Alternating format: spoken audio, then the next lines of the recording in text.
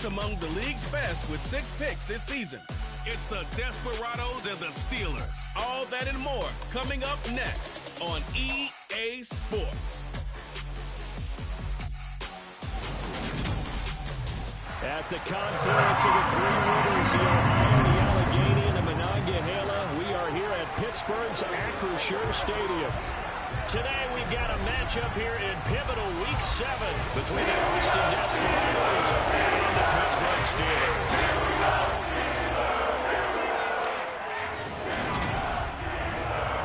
With Charles Davis, I'm Brandon Gordon. Charles, we look at this Steeler ball club entering play. They come into this one 0-6 on the year, and really it's sort of just been one thing after another. Coupled with they don't start very fast. The first quarter's really been an issue for them. They've got to learn to get out of the gates quicker in order to try and win some games.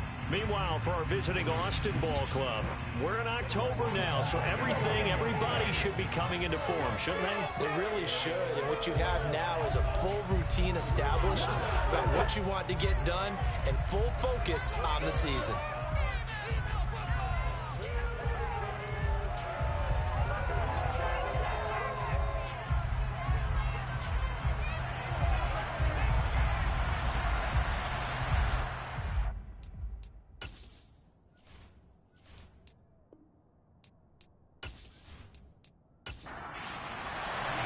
Getting toward the halfway point of the NFL season, Week 7 is underway on EA Sports. Fielded just outside the goal line. And they'll be backed up to start this drive as he's taken down right around the 15. So out come the Steelers now for their first drive.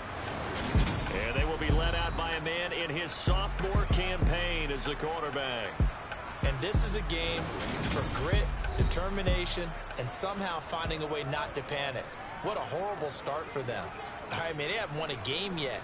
So now, as a quarterback, you're not just talking to your team. You've got to demonstrate to them what they need to do to win. He's got to be the leader by how he plays.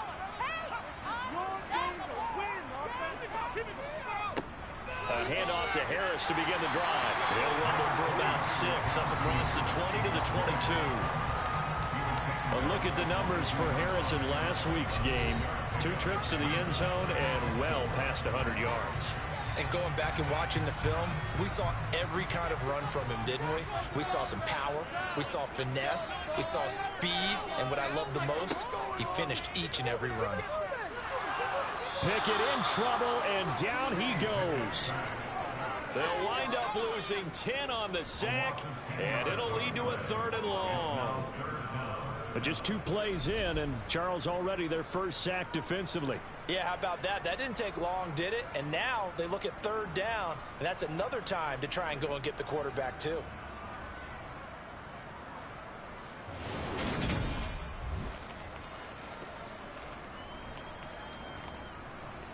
So certainly not the start they were looking for here as they come up on a 3rd and 14. Looking to throw, Pickett.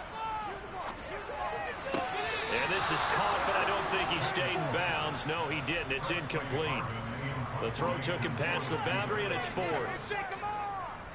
He punted 4 times in the loss last week as he gets this one away here. So out comes this offense to take over for the first time. And they will be led out by their rookie quarterback. Well, his ratio was good last week. Most quarterbacks are really excited about a 3-to-1 ratio, but it's flipped in the wrong direction. He threw 3 interceptions, not touchdown passes, and he only had the 1 TD pass in that game. So he's trying to turn that around and find a way for his team to win. They've got good starting field position as they come up here 1st and 10 at their own 43. They'll come out throwing here to start the drive. Thrown across his body, and it's intercepted. Picked off by Amani Oruwariye. And the Steelers are going to take over a couple of yards shy of midfield. And this, Charles, definitely not what they were wanting to see. Remember, he threw 3 interceptions in the loss last week, and now he gives the ball away again here in the very first quarter. And you have to think that this was drilled into him all week, too, by his teammates, by his coaching staff.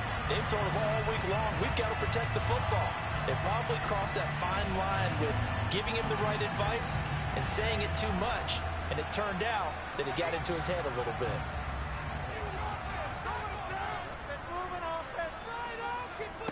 Off the play fake, here's Pickett.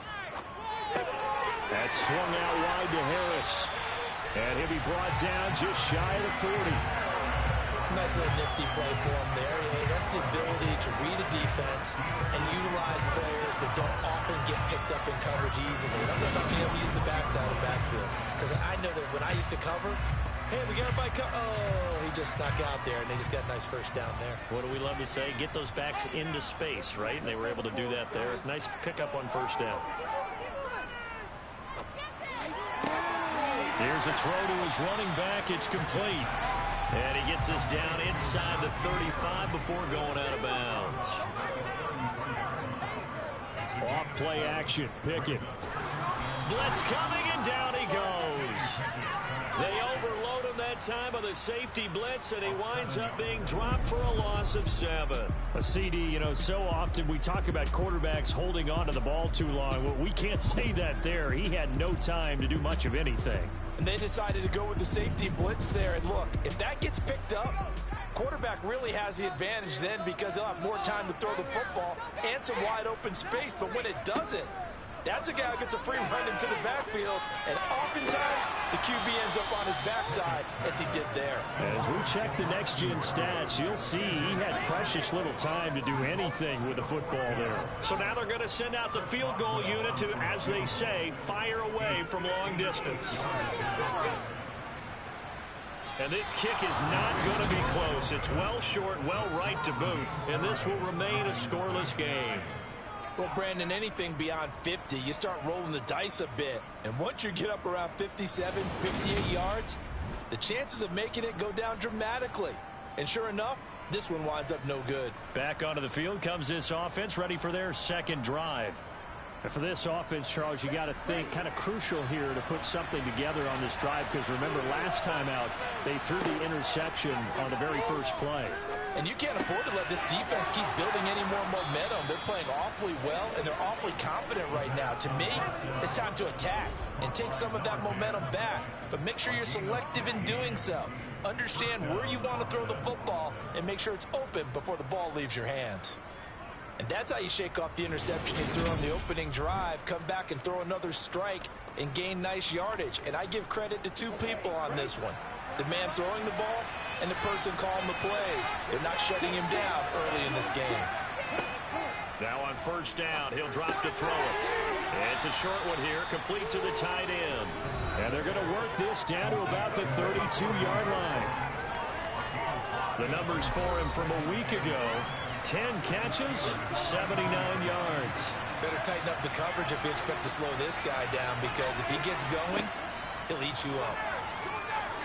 He's going to let this go. Back of the end zone. And he overshot him there. It's out of bounds, incomplete. And Charles, we see some of the injuries that have popped up for this franchise, and obviously hoping to get these guys back on the field in a hurry. Brandon, I'm going to go ahead and age myself, but I'm going to ask you, when you were in high school and there were injuries, did you hear next man up from your coaches? Well, you hear it every week now in the NFL, that's for sure. You know, back when I played with dinosaurs roam the earth, you didn't hear next